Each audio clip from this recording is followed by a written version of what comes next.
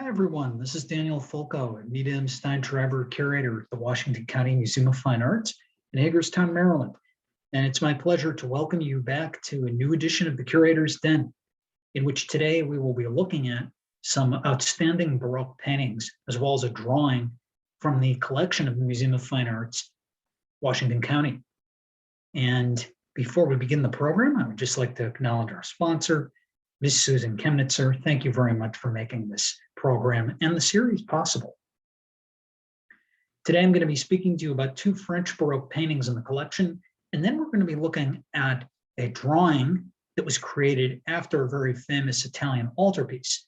And we'll learn about some of the interesting stories behind these works in relation to other pieces that were made during the same period. I present to you these works as a final installment to our special summer exhibition, Bernini and the Roman Baroque, masterpieces from Palazzo Chigi and Aricia. And you may see at times during the program that I will make reference to specific works that are in that exhibition, or also refer to artists who are represented within it in connection to developments that were occurring down in Rome during the mid-1600s. If you're curious to learn more about the excellent works that are in this exhibition, I strongly encourage you to come to the museum if it's within reach and see this fabulous show. It is not to be missed. So I begin today with a painting that is very much connected to the museum's history. It's been with us for a very long time, since 1953. And it is part of a set of works that were originally done in the mid-1600s, second half of the 17th century, exactly when we don't know, very likely the late 1630s or 1640s. And what we're looking at today is a portrait of the very famous aristocrat named Henri Coiffier de Rouzet, also known as Marquis de Cinq-Mars, who lived 1620 to 1642. So he did not have a very long life. As you're going to find out, it was cut short in an interesting way. Henri was the son of Antoine Coiffier de Rouzet, Marquis d'Effiat, a noteworthy man in France during the reign of Louis XIII, who reigned from 1610 to 43. And you're looking at that king on the right-hand side there. The Marquis was a member of the King's Council, a superintendent of finance, a marshal of France, being made that office in 1631, and a good friend of the renowned and ruthless Cardinal Richelieu. When Henri's father died, Richelieu took the young boy, the gentleman we're looking at here on the left, under his protection, making him at the age of 15 a commander of a new company of bodyguards. And believing that the boy would be easy to control, what Richelieu does is he introduces him to King Louis XIII, who's depicted here on the right-hand side in a portrait by Philippe de Champagne, who was another important contemporary to the Lenain brothers. And what happened was that at 17, Henri would become the king's confessor. By the age of 19, he became the king's favorite. And in 1639, after distinguishing himself in the siege of Arras, he was nominated Grand Écuyer de France, or Master of the Horse, which was an esteemed position at the time in France. Specifically, that's the reason why in the portrait you have the gilded helmet and you have the armor. This refers to the work that the young Marquis, had done at the time. Now, what ends up happening is, unable to control the headstrong Henri, Cardinal Richelieu became envious of the clever and powerful favorite, the king, who likewise resented Richelieu's authority. So you have this tremendous rivalry that's going on at the French court between these two individuals. Here you have Cardinal Richelieu in a portrait again by Philippe de Champagne. And you can see how these two individuals, while certainly rivals, to say the least, also fashion themselves in a similar manner. And by that, what I mean is they present themselves in tremendously dramatic settings, particularly the billowing draperies that you see in the background. Look at how the Marquis stands with his staff, as well as his armor, his hand on his waist. He is totally confident in his position at court. And at the time, he was flying high, so to speak, But all the success was so ephemeral, it would be taken away, as I will explain. With position and power, what happens is Henri developed his own political agenda. And he started to do secret negotiations with the Spanish government at the time. Now, Spain is a key rival of France in the mid-17th century, a big no-no in the eyes of Richelieu, whom you see on the right here. They were actually engaged in a war, the two nations. And what happens is Richelieu, through his ruthlessness, he wants him out of the way. He has him tried. He has him found to be guilty of conspiracy with several other courtly colleagues against King Louis XIII.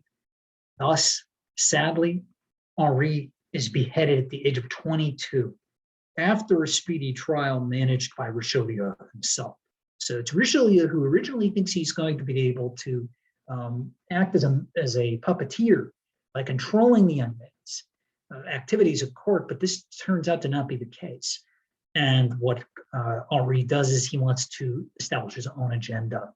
He sees himself as being in a totally protected position under the auspices of King Louis XIII. However, that was not the case, as we could see. And just to read part of a quote for a moment, at the time, it was stated by Jean Watteau, who is an observer writing in the 19th century, but also a historian. This description aptly captures him. This gentleman, adorned with all the gifts of nature, became the favorite of King Louis XIII, the flowers of his youth. Everything conspired to intoxicate him. His rising was like that of a king or a cardinal. And women threw themselves at his head. Ministers were at his feet. How does one resist such a great seduction? In effect, he lost himself in this cloud of incense which flattery raised all around him. He became so caught up in the life of the court, but also in himself, a certain degree of hubris and narcissism, that he lost sight of what was going on right in front of him. In other words, his chief rival and the very cunning Cardinal Richelieu. Cinq-Mars, of course, as you can see here, was renowned for his good looks, his elegance, his haughtiness, but also his bravery. His status is reaffirmed by this elaborate costume that he's wearing. He has a shirt doublet embellished with bows and ribbons bordered with lace. The loose breeches are densely embroidered with a floral pattern, further decorated with tiny metallic spheres. The fine and costly needle lace decorating his collar, wrists, and boots would have been imported from Italy at the time. So he's tremendously wealthy. In fact, his family was dealing in finance and other mercantile matters, which is partially how he inherited his fortune. So he was really on the rise, but it was all cut very short. Those gloves also refer to his aristocratic status, and he's resting his hand here on top of what looks like a chest. It's almost like a podium, but it's actually a chest. All of the color motifs also play off of his elaborate sash here, as well as his sword, and of course the color of the armor down below. Check out his spurs on his shoes, and he also has these elaborate cuffs connected to the pantaloons. He also has stockings. So he is a man of means, tremendous means. In the 19th century, this historical figure would be revisited. The portrait that we're looking at in the museum's collection, and the other two, which I'll show you in a moment, were widely reproduced in engravings and also in lithographs. And that's what we're looking at here, is a 19th century rendition of that portrait. And you can see clearly the compositional format done in the studio of the Lenain brothers that shows the Marquis in all of his finery. And I should mention that the Lenains were renowned for their portraits, but they also painted subjects of everyday life, of genre. In the 1600s, you had Mathieu, but you also had his brothers too. They operated this workshop, and they were active in many regards for the French monarchy in the mid-17th century.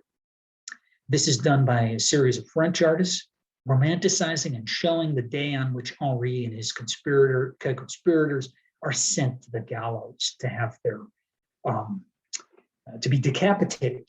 And this, as you can see, is revisited in terms of looking back at French history in the 1600s, which was common in the early to mid 19th century in France.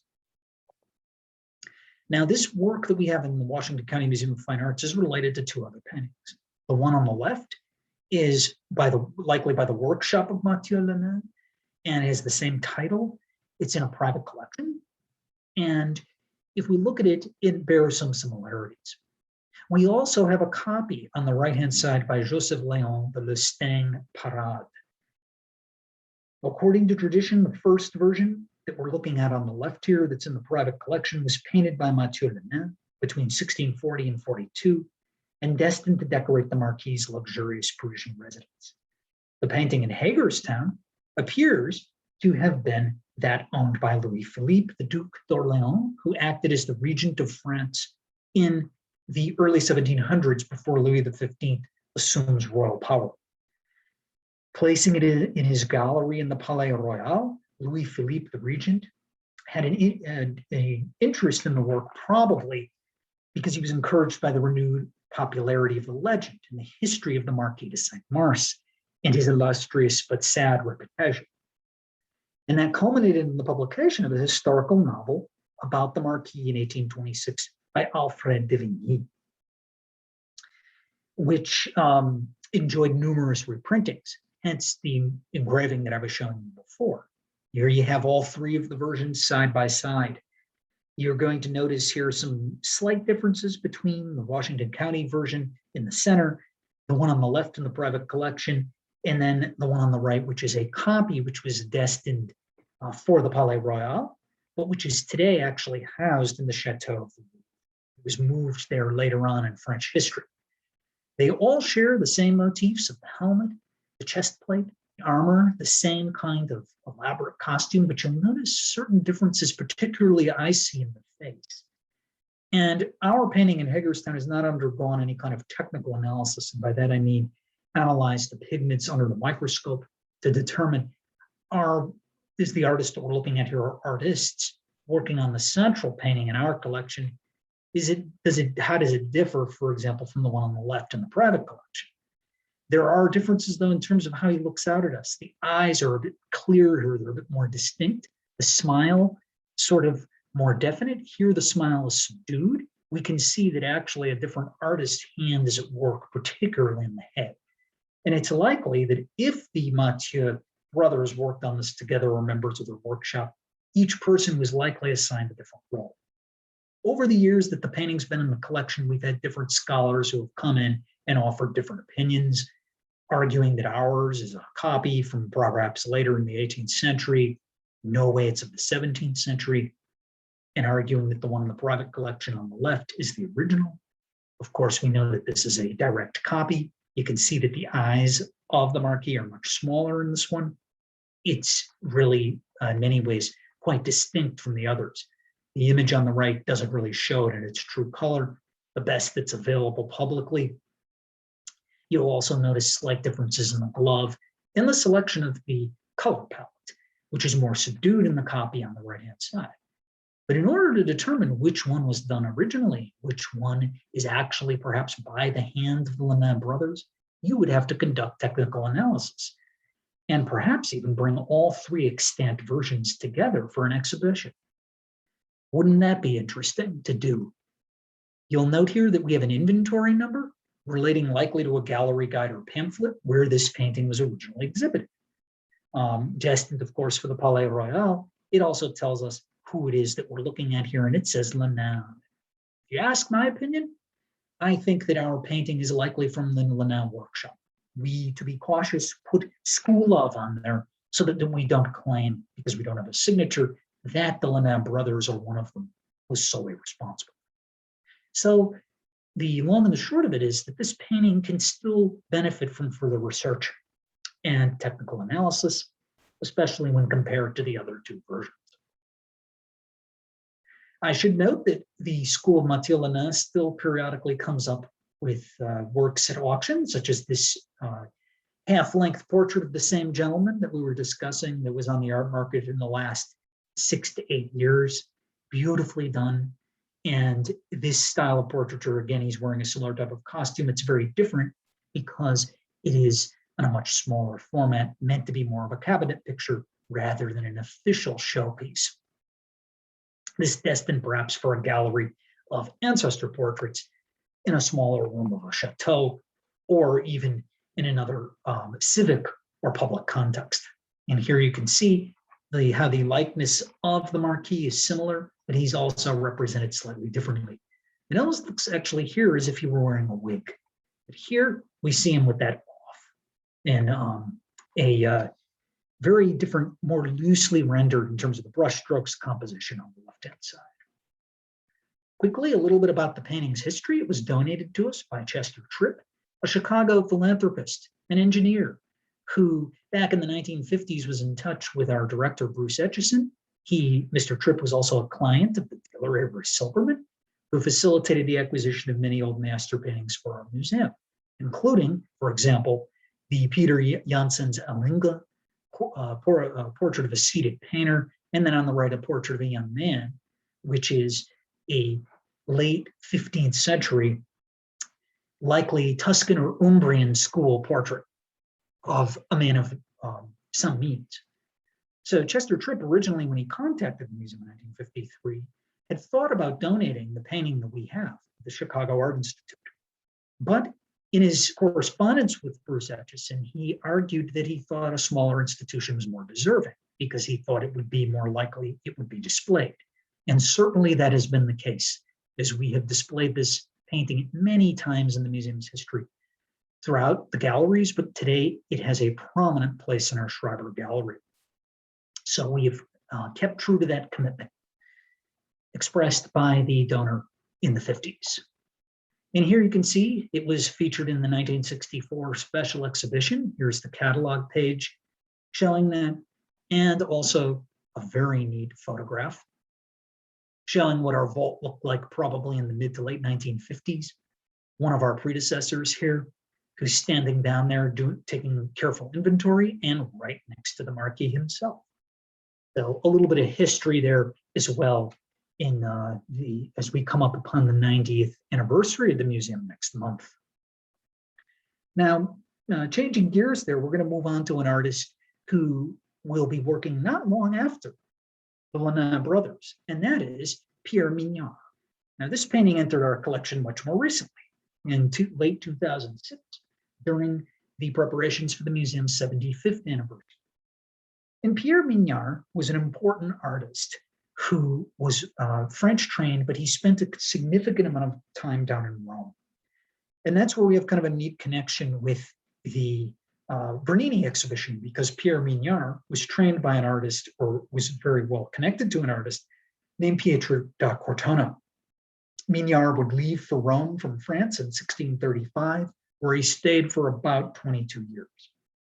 Because of his long residence down there, he got the nickname Pierre le Romain, or Pierre the Roman. He fell very much heavily under the influence of coloristic inspiration practiced by Roman painters at the time, the use of rich palette, the use of these figures with carefully rendered draperies, attention to detail, and also the incorporation, ever important, of landscape elements. He was especially known for his images of the Madonna Child. He also fell under the influence of the Carraccis, including Annibale Carracci, who is very famous for his fresco cycles, both secular and religious, in the city of Rome. He earned a great reputation, came to the attention of Cardinal Mazarin at the French court, and later he would also garner the attention of Louis XIV. The painting that we're going to be talking about today in connection to several other versions is Christ and the Woman of Samaria, our painting dated from about 1691, and very likely done by the workshop of Mignard. I mentioned before that Mignard is very much influenced by Cortona. Cortona is a critical artist in 17th century Rome. He's one of the chief rivals of Gian Lorenzo Bernini. And he's known for building up his figures and his compositions using bright colors. This is a work that's on view in the Bernini exhibition right now called The Flagellation. Dates to about 1630, and it's part of the Palazzo Chigi in Ricci's Faggiola collection. And I like to show that to you because he did exert quite an influence on Mignard. Cortona's circle was enormous in Rome, and it encompassed not only native Italian artists, but also artists from France and what's today Belgium and the Netherlands. As I mentioned before, that Mignard, he comes to the attention of Louis XIV, and he does not have the easiest path to his rise within the French court. He was representing Louis XIV here quite grandly on horseback, a typical kind of equestrian portrait, about to be crowned the victor with a laurel wreath here by a personification connected to fame and glory. Here's the artist himself, shown sketching, self-portrait about 1670 to 90. However, at the French court, he has a rival in Charles Lebrun, who's depicted here in a painting by the famous French court painter Nicolas de la Grière. He's shown, actually, Lebrun, this portrait, preparing one of his sketches for a lunette that will embellish the Hall of Mirrors in the Palace of Versailles. So Mignard and Lebrun do not get along. And particularly, Mignard was opposed to many of the teachings and the systems of art instruction at the French Academy in the mid to late 1600s. That puts him in direct conflict with Lebrun, who also enjoys favor of the French king. And down here on the lower right is an example of one of Lebrun's religious works, The Fall of the Rebel Angels, done likely before 1685. And this painting shows a tremendous Baroque drama, the use of the lightning, chiaroscuro, all these elements that come together to create a really forceful composition, showing the angels here casting down demons and other agents of Satan back to hell. It's highly theatrical and very characteristic of the Baroque. However, Mignard is a bit different. He's less of places less of an emphasis on the theatrical, and is more, in a certain way, like Cortona, at least in his easel paintings, composed and very relaxed classicism, if you will. And the painting in our collection is actually done after a work that is signed and dated by Mignard of Christ and the Woman of Samaria. The subject you're probably familiar with. It depicts Jesus talking with a woman at a well. When Jesus traveled from Judea to Galilee, he had to pass through the region of Samaria. And, exhausted from his voyage, he stopped outside the city of Sychar and sat down by a well called Jacob's Well. A woman then came to draw water from the well, and Jesus asked her for a drink. She remained astonished that such a pious man would speak to her, as the Jews did not communicate with the Samaritans.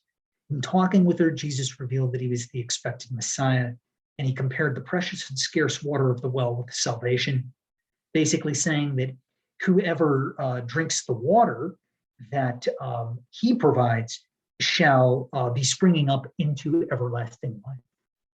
So it's this aspect of Christ being able to perform miracles. But what Mignard does that's very interesting, and his contemporaries do as well, is he casts this in contemporary terms. By that I mean he's introduced an Italian landscape. He's shown a woman dressed in 17th century garb. Of course, Jesus is dressed in semi-antique costume. He is sort of otherworldly. You see these other members of the Samaritan clan in the background who are reacting to the events. But she's a member of everyday society at the time from the 1600s. And this composition is really very well defined. He has an exceptional attention to detail, including naturalistic elements such as the plants and also the surrounding grand architecture, mountains, and the interaction, the psychological links between the woman of Samaria and Jesus himself. This was also a copy in the Pavlovsk Palace in Russia, done after the North Carolina Museum of Art version. And that one is also very similar to the one that's in the Louvre. So the workshop of Pierre Mignard did a series of copies, essentially, after the original in North Carolina. If you put all four together, you begin to see how either a member of Mignard's workshop or the artist himself, giving careful instructions to assistants, had altered the composition. In this case, Christ turns more towards the woman of Samaria. Her face is changed. You have a different model that was used. The background of the painting, the architecture is much more simplified than this. The buildings have changed position. The tree is directly in the back of Christ. And you can see how this changes over time from the Pavlovsk, Louvre, and then down to the Washington County Museum of Fine Arts version. And this was a common practice in the 1600s in which artists would do different kinds of versions of the same subject. In other words, what they were trying to do was to gear their work and market it towards a wide clientele. And by the time that Mignard creates this painting, he has firmly established his reputation at the French court by about 1690-91. That's because Charles Lebrun passes away in 1690, leaving the door open for this other artist to fill his shoes. But sadly for Mignard, he would only have 5 years left to live, in which he would serve the French king and become the first painter, that is, court painter to Louis XIV. Some of his influences included, besides Pietro da Cortona, Francesco Albani. And you can see how Albani treated the subject quite similarly. When this painting arrived at our museum, it was initially thought to be by Albani, but after careful research by our press fellow, Mary Pixley, she determined that it was connected to the other versions I showed you before.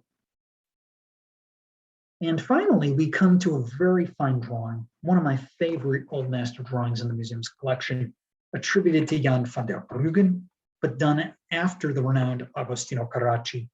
It is a copy after the Last Communion of St. Jerome by Agostino Carracci.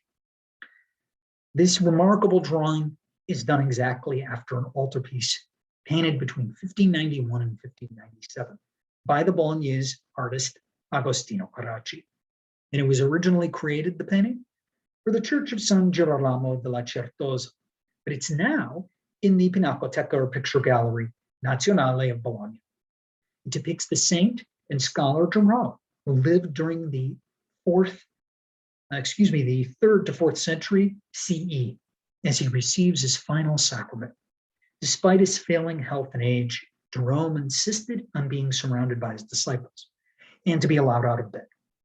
Carracci's treatment of the subject served as a model for many later artists, including Domenichino and Giovanni Lanfranco.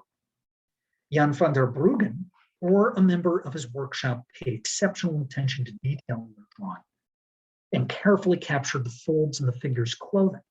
The artist also emphasized the emotional and psychological bonds between each of the figures by deftly portraying their direct eye contact and bodily gestures. It's really wonderfully done in this painting. You see here, there are some adaptations of it, but it's just so exquisitely done, all the way from the angels that are up here above the barrel vault and arch, down to the figures below. With some adjustments, particularly in the facial expressions, you have the officiating priest or bishop here, and then down below you have St. Jerome, who's about to receive that last sacrament. The skull down below, that refers to his impending death.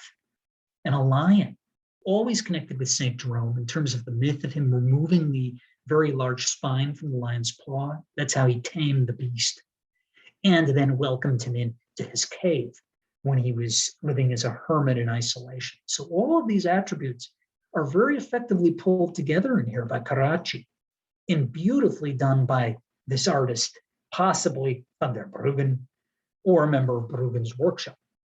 Bruggen was a key printmaker in late 17th and early 18th century Belgium or Flanders. But van der Bruggen was not the only artist to do a copy. We also have Carl van Loo, who was a famous French artist, who did another version of the Communion of St. Jerome in the 18th century. So this was a beloved composition, one that was well known by artists who traveled. And what's really neat is to bring all of these together and show them side by side. Some adjustments again from the original composition in the center, but very much faithful to it. See how he's changed here, Van Loo, the expression of the turban gentleman over on the right-hand side, and also the direction in which the figures look. Their points of eye contact are quite different. And also Jerome's expression. It's something that artists do. They add their own personal touches to their reinterpretation of the composition. The tree is also changed in the Bruggen version over on the left side. I should mention that the Carraccis founded an art academy in Bologna. Generally, they are known for having reacted against the elongated, overly idealized figures of the late 16th century Mannerist style. In contrast, the Carracci advocated a return to the study of nature, to life drawing, and the careful rendering of anatomical forms. Artistic methods introduced by the Carracci brothers, in this case Agostino, precipitated the Baroque style. They influenced people like Pietro da Cortona, Francesco Albani, and even Pierre Mignard, to name a few. Agostino's altarpiece became the center of a controversy, I should mention, in the 1620s, when the painter Domenichino, a student of the Carracci, was accused by a rival artist, Giovanni Lanfranco, who's a student of Domenichino. He accuses the Carracci of having plagiarized he accuses Domenichino of having plagiarized the master Carracci's painting. Whether or not he actually did plagiarize it is open to opinion. We can certainly see the manner in which Domenichino has adapted, shall we say, the Carracci composition on the right-hand side, going so far as to say plagiarism is a little bit strong because we do have a very different kind of background shown here, seen through the barrel vault. I would say that Domenichino was very much influenced by, at least heavily influenced by Carracci, but it's not really a copy. He has reversed the composition. His setting is actually in some ways quite different from the work by Carracci on the right-hand side. His figures are more spaced out. The gentleman with the turban is depicted here in front of an enormous column. And the architecture, I would say, is much grander than in this setting. In other words, the way that it shows it, it's within this illusionistic niche because it was destined for, specifically, the Pinacoteca Vaticana there in the Vatican. But these kinds of debates would erupt in the 1600s. And although the accusation of plagiarism was not unique, artists at this time period frequently borrowed motifs and designs for their own compositions. And getting back to our drawing, I would like to say in closing that some might argue that this would serve as a record of Agostino's celebrated painting. However, I maintain that it could easily have been employed as a model for a finished drawing that would then be used to create an engraving. And you can see over here on the right-hand side that this, in many ways, seems to be that Carl von Loew, possibly, he may have directly copied it from the work in Rome, but it's possible he might have known this one by van der Bruggen. And van der Bruggen, being a printmaker, likely used his to create prints made from it. It would be interesting to see if we could locate any prints that were made after this highly polished wash drawing that we have in our collection. I thank you very much for joining me today, and I will hope to welcome you back next month as we celebrate the Washington County Museum of Fine Arts' 90th anniversary with a look at William H. Singer's paintings. William H. Singer, shown there in the wonderful photograph with his loving wife, Anna Singer, will explore their legacy and also discuss the impressionistic and pointillistic, colorful style of our founder. Thank you for joining me, and I look forward to seeing you next time. Take care now.